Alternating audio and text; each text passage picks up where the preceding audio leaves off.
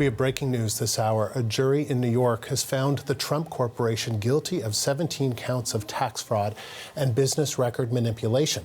It found that the Trump family's real estate company helped top executives dodge personal income taxes on perks like luxury apartments and cars. Will Denslow is in New York tracking this breaking story. So, Will, what do we know about the reasoning for this verdict?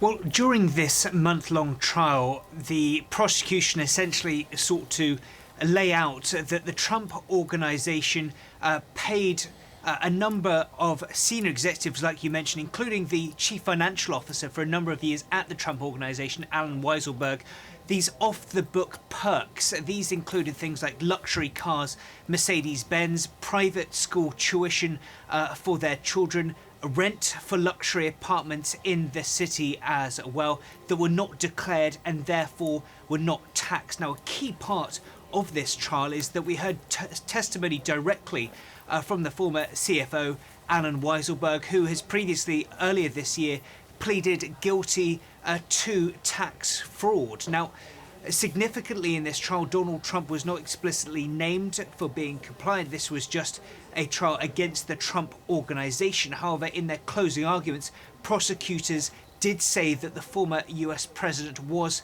aware of this scheme. Now, Donald Trump has reiterated that he says that this case has been politically motivated, and the message from the defense during this trial has tried to paint that it was the fault of outside accountants that were to blame for not spotting what they believe and what they argued to be the actions from a rogue actor in Alan Weisselberg and other senior executives. Of course, ultimately, after 2 days of deliberations, the jury did not agree with the defense, finding the Trump organization guilty on all 17 counts, Andrew. So what implications might there be for Donald Trump personally and his organization?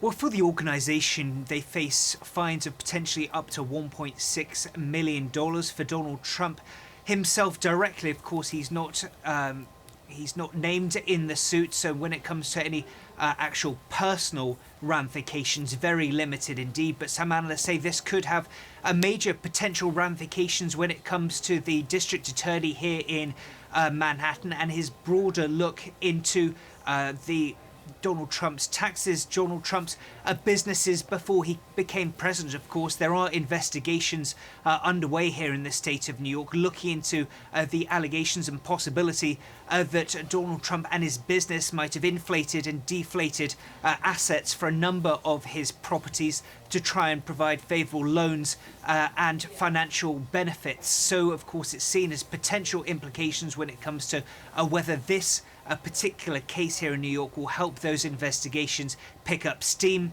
when it comes to those other suits that are ongoing, those other investigations that are ongoing. Donald Trump again reiterates those claims that this is a politically motivated witch hunt. Well, thank you. That is reporter Will Denslow in New York.